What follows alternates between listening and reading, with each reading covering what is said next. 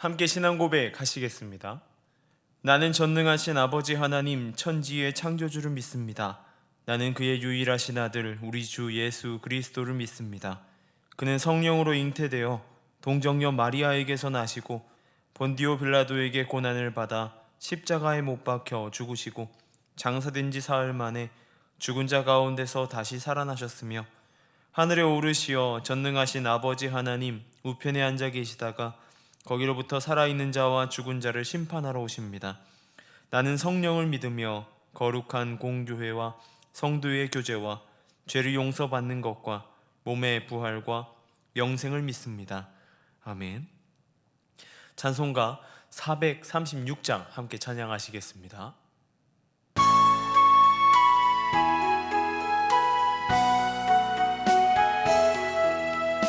나 이제 주님의 새 생명 얻은 몸 옛것은 지나고 새 사람이로다.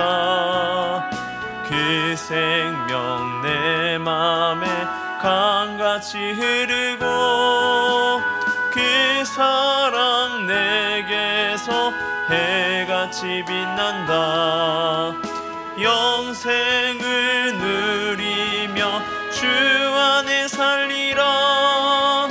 오늘도 내일도 주 함께 살리라. 주 안에 감추인 새 생명 얻으니 이전에 줬던 것 이제는 값없다. 하늘의 은혜와 평화를 맛보니 찬송과 기도로 주 함께 살리라. 영생을 누리며 주 안에 살리라. 오늘도 내일도 주 함께 살리라.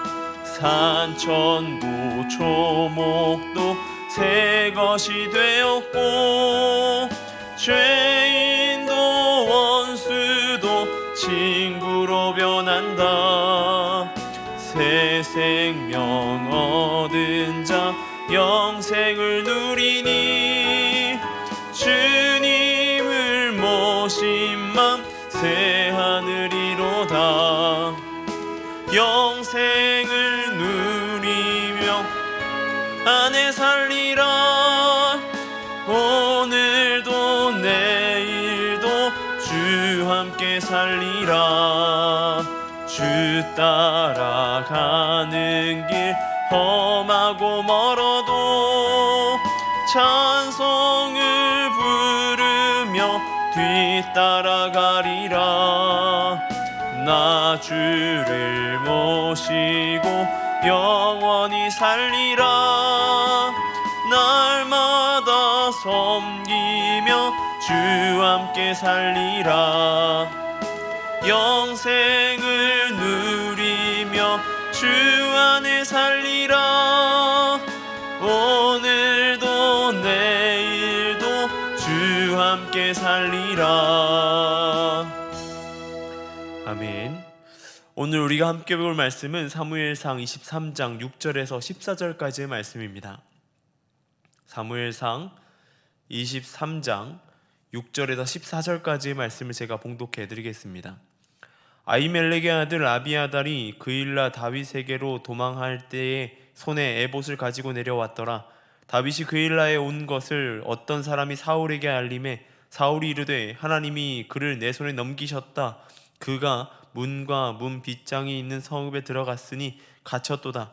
사울이 모든 백성을 군사로 불러 모으고 그일라로 내려가서 다윗과 그의 사람들을 에워싸려 하더니 다윗이 사울이 자기를 해하려 하는 음모를 알고 제사장 아비아달에게 이르되 에봇을 이리로 가져오라 하고 다윗이 이르되 이스라엘 하나님 여호와여 사울이 나 때문에 이 성을 멸하려고 그일라로 내려오기를 꾀한다 함을 주의 종이 분명히 들었나이다. 그일라 사람들이 나를 그의 손에 넘기겠나이까? 주의 종이 들은 대로 사울이 내려오겠나이까?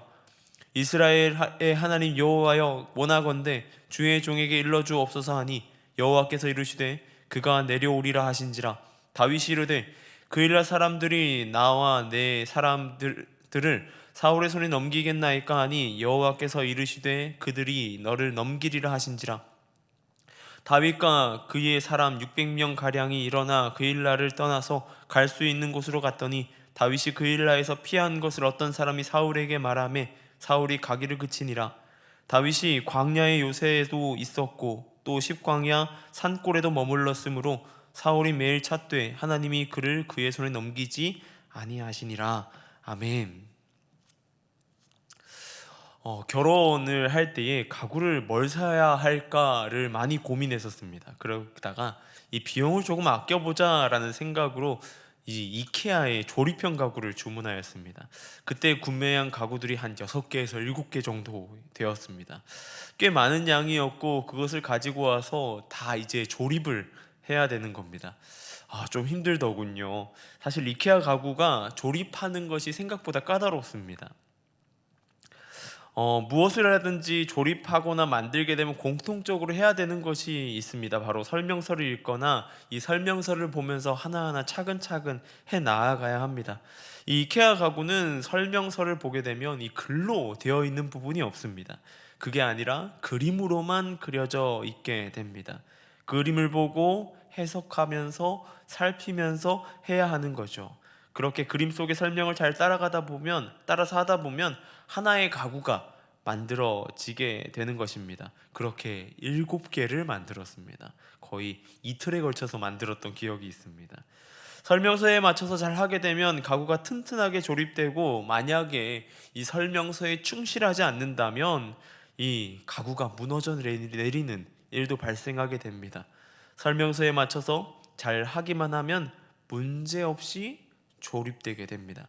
이 가구나 장난감 그리고 설명서를 가지고 있는 것들을 보게 되면 무엇이든지 잘 조립할 수가 있게 됩니다. 그런데 우리의 인생도 이 설명서가 있다면 어떨까요? 그 설명서가 저와 여러분의 삶을 형통한 길로 인도한다면 그 길을 잘 따라가야 하지 않을까요? 오늘 말씀 가운데에 그러한 지혜가 저와 여러분 가운데 있기를 소망합니다. 다윗은 하나님의 명령으로 이 그일라 땅으로 가게 됩니다. 그리고 그곳에서 블레셋을 쫓아내게 되는 것이죠. 그들을 몰아낸 것에 그치지 않고 이 그일라 땅에서 약탈해 갔던 가축들까지 다 끌어오게 됩니다. 다윗은 하나님의 명령을 따라서 어려운 상황임에도 불구하고 그일라 땅을 돕게 됩니다. 그렇게 그일라 땅을 어려움과 힘듦 가운데서 벗어나게 해 주었던 것이 다윗이 행하였던 행동입니다. 그렇게 하나님의 말씀과 명령을 잘 따라 행하였습니다. 그럼 다윗의 삶은 어떠해야 할까요? 하나님 안에 형통한 삶이란 어떤 삶일까요? 우리는 그 형통의 삶을 경험하는 유일한 방법을 알고 있습니다. 바로 성경이 우리에게 계속해서 얘기해 주는 것입니다. 하나님 말씀대로 살아야 한다라고 말이죠. 성경에서 말씀하는 하나님의 말씀으로 우리의 삶의 기준을 삼고 그 기준대로 살아가야 됩니다. 그런 삶이 형통해진다라고 이야기하죠. 그런데 우리가 성경이 말하는 형통이라는 단어를 조금은 다르게 이해하는 것 같습니다. 사전적인 의미를 찾아보면 이 형통이라는 말을 모든 일이 뜻대로 잘 풀린다라는 의미를 가지고 있습니다. 그런데 성경에서 말하는 형통은 그런 뜻이 아닙니다. 다윗은 하나님의 말씀대로 그일라를 구원하였습니다. 그런데 그일라 주민들은 다윗의 선행, 이 도움을 뒤로하고 다윗의 행방을 사울에게 알립니다. 그렇게 다윗의 행방을 알게 된 사울은 군사를 불러 모으고 그일라로 내려가겠다라고 선포하게 됩니다. 그렇게 다윗과 함께한 사람들을 애워싸려고 하는 것이죠. 하나님 말씀대로 행하여 모든 일이 그 뜻대로 잘 풀린다면 그일라 사람들을 구원함으로 인하여서 다윗의 삶이 달라지거나 어려움에서 벗어나야 되는 것 아니겠습니까? 우리는 성경에서 말하는 형통을 그렇게 해석합니다. 잘 풀린다라고 말이죠. 일이 나의 맘대로 쏙 잘 해결되는 것, 그것을 형통이라고 말하게 됩니다. 그런데 성경에서 말하는 형통이라는 것은 다른 것이 아니라 하나님이 함께 하시는 것이라고 말합니다. 인간적인 성공에 대한 의미가 아니라 하나님이 그 사람과 함께하는 삶이다 라고 하는 것이죠. 다윗은 그일라 사람들의 고발을 두고 하나님께 기도하였습니다. 그일라 사람들을 통하여서 저를 사울의 손에 넘기겠습니까? 라고 말이죠. 그 기도에 하나님은 그일라 사람들이 다윗을 사울에게 넘길 것이다 라고 말씀하십니다. 그렇게 다윗은 다시 사울을 피하여서 도망하게 됩니다. 그의 삶에 달라진 것이 있습니까? 전혀 없습니다. 그러나 하나님께서는 다윗에게 무엇보다도 좋은 상황을 만들어 가시는 것을 보게 됩니다. 바로 사울을 움직이지 않게 하시고요. 더 나아가서 아무리 사울이 다윗을 찾으려고 해도 하나님은 다윗을 사울의 손에 넘기지 않으셨다라고 하는 사실입니다. 여러분은 하나님께 맡겨진 삶을 살아가고 계십니까? 하나님의 인도하심은 사람의 지혜로 이해할 수 없는 영역이라고 생각됩니다. 우리가 생각하는 것보다 더 좋은 길로 인도하신다라고 하는 것이죠. 그 길 가운데에 더할 나위 없이 지켜주시고 보호해 주신다라고 하는 것입니다. 우리는 단지 그 형통함을 살아가면 되는 것입니다. 하나님과 함께하는 것이죠. 나 자신이 언제나 하나님 안에 있다는 사실을 말입니다. 하나님께 기도하고 기도하는 저와 여러분 되길 소망합니다. 하나님께서는 누구보다 좋은 길로 저와 여러분의 삶을 인도하실 것입니다. 그 길이 비록 나의 생각, 나의 지혜로 이해되지 않는다 할지라도 신뢰하며 살아가는 저와 여러분 되길 소망합니다. 그 길의 끝에 무엇보다도 형통한 하나님의 인도하심을 경험하게 될 것입니다. 그 일 가운데 나아가는 오늘 하루의 삶 되기를 소망합니다. 기도하겠습니다. 사랑의 하나님, 감사합니다. 하나님 안에 형통의 삶을 경험해 나아가는 우리의 모습 되길 소망합니다. 하나님이 함께 하신다. 나의 삶 가운데 하나님이 함께 하심을 경험하며 나아가는 인생 되게 하여 주시고, 나의 생각보다 나이가 바라보는 상황들보다 더 형통하게 인도하시는 그 하나님을 기대하며 나아가는 우리의 인생 되게 하여 주옵소서. 그 인생의 끝에 하나님이 인도하셨다라고 외칠 수 있는 그러한 삶 될 수 있도록 함께 하여 주시옵소서. 이 시간 미얀마 땅을 위해 기도하며 나아갑니다. 선교사님들의 안전과 건강을 지켜주시고 나아가는 발걸음 가운데 부족함 없도록 함께하여 주시옵소서. 그 일에 주님 온전히 주님의 은혜가 가득하게 하여 주시고 은혜로 흘러갈 수 있도록 도와주시옵소서. 특별히 기도하옵기는 23명의 미얀마 단기 선교 대원들이 있습니다. 이들의 발걸음을 지켜주시고 나아가는 발걸음을 그 가운데에 밟는 곳곳마다 씨앗이 심겨지고 자라나 열매 맺고 또한 다른 곳에 씨앗이 심겨지는 그 역사가 일어날 수 있도록 함께하여 주시옵소서. 주님의 지키시고 함께하심 가운데 나아가게 하여 주시옵소서.